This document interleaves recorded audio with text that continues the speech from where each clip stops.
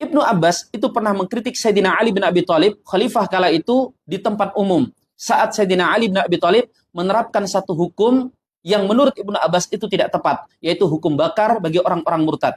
Ibnu Abbas menolak kebijakan itu karena menganggap bertentangan dengan hadis Nabi SAW yang berbunyi, tidak boleh ada yang mengadab dengan api kecuali pemilik api, yaitu Allah Subhanahu wa taala. Begitu juga kisah yang sangat masyhur di mana Sayyidina Umar bin Khattab pernah dikritik terang-terangan di tempat terbuka oleh seorang wanita dan beliau tidak baper, bahkan beliau kemudian meralat keputusannya yang dianggap tidak tepat.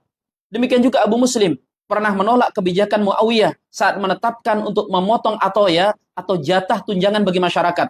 Yang beliau sampaikan kritik itu di hadapan jemaah kaum muslimin yang sedang mendengarkan khutbahnya Sayyidina Muawiyah. Demikian juga Al-Imam Ibnu Sirin pernah mengkritik penguasa di masa beliau. Saat beliau diundang ke istana, beliau mengatakan di tempat umum kala itu, aku tidak melihat tempat ini kecuali dipenuhi dengan kezaliman.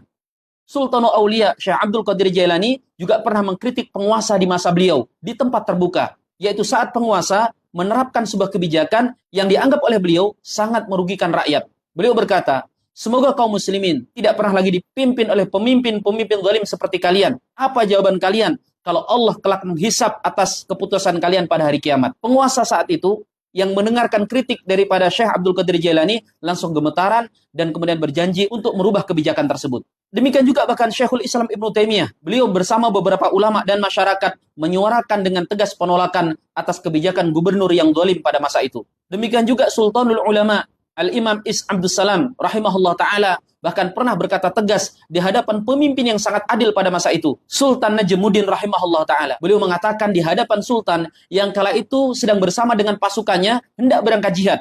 Sang imam dengan tegas mengatakan, wahai Sultan, apa jawaban Anda ketika kelak Allah bertanya kepada Anda, mengapa engkau halalkan minuman keras di bumiku?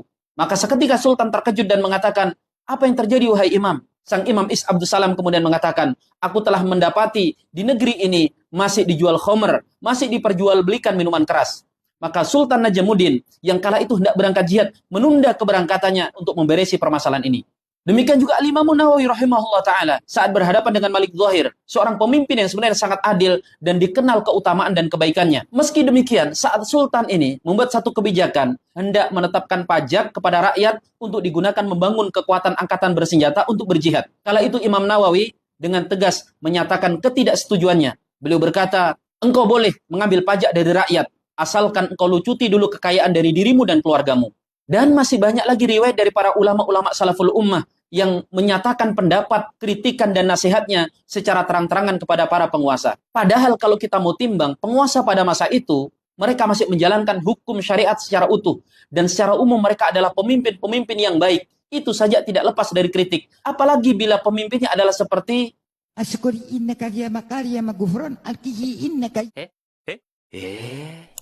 maka teman-teman sekalian, kita perlu ingat bahwa agama kita adalah agama seimbang.